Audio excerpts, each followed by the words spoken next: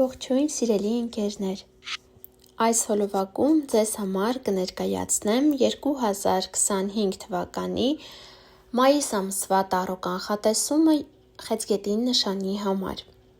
Սիրելի խեցգետիններ, հինգական քարտով ամսվա կարևոր իրադարձությունները կնայենք, կարևոր էներգիաները,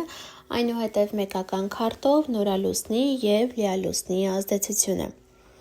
Յուրաքանչյուր քարտի էներգիա բոլորը ձեր կյանքում անպայման զգալու եք, բայց տարբեր ոլորտներում, տարբեր դրսևորումներով,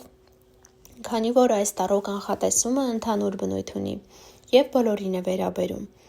Եթե ձեզ հետաքրքրում է անհատական տարո կանխատեսում, կարող եք ինձ գրել Instagram-յան էջում անձնական նամակով կոնսուլտացիան օնլայն է։ Այսպիսով, սիրելի ընկերներ, ամիսը ձեզ համար կսկսվի շատ ուրախ, երջանիկ ինչ-որ իրադարձությամբ, երջանկություն է ձեզ սպասվում ամսվա սկզբին, թե որ ոլորտում կլինի, ամեն մեկը կզգան, գուցե հարսանիք, գուցե շնորհած այստեղ այս ամսում հարսանիքներ չեն լինում, բայց գուցե ինչ-որ առիթ լինի տոնելու, գուցե ուղղակի իմանաք, որ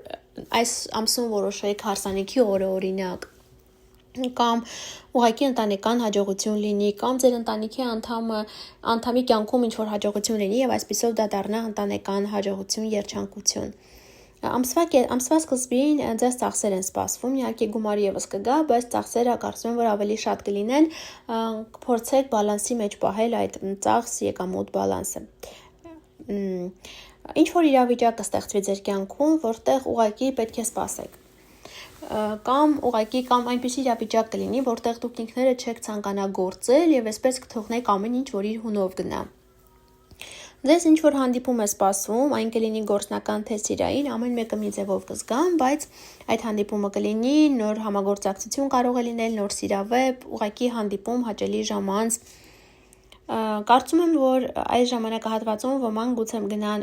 աշխատանքի ընդունվեն, ինչ որ փաստաթուղթ ստորագրեն կամ արք ու վաճառք լինի, բայց եթե պետք է փաստաթուղթ ստորագրեք, այդ պայմանագիրը լավ մանրամասն կարդացեք, քանի որ հնարավոր է ինչ որ հարցեր լինեն,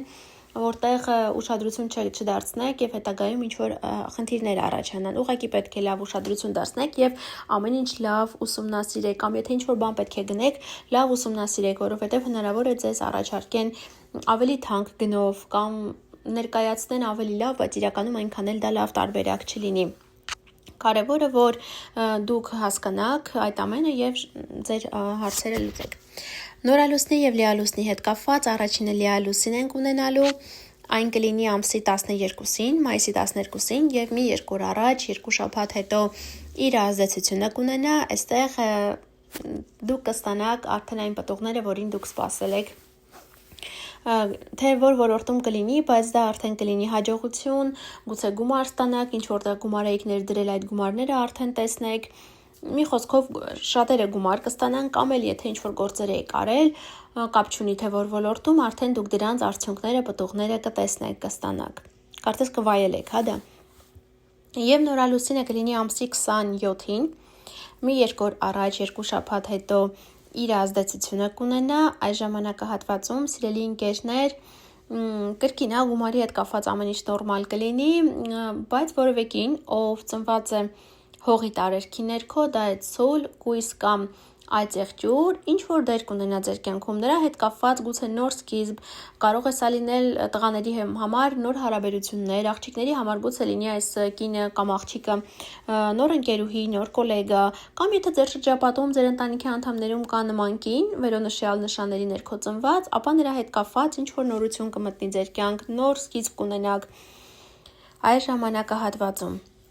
Այսքանը սիրելի ընկերներ, կապված մայիս ամսվա հետ, բաժանորդագրվեք, որ բաց չթողնեք գալիք ամիսների կանխատեսումները,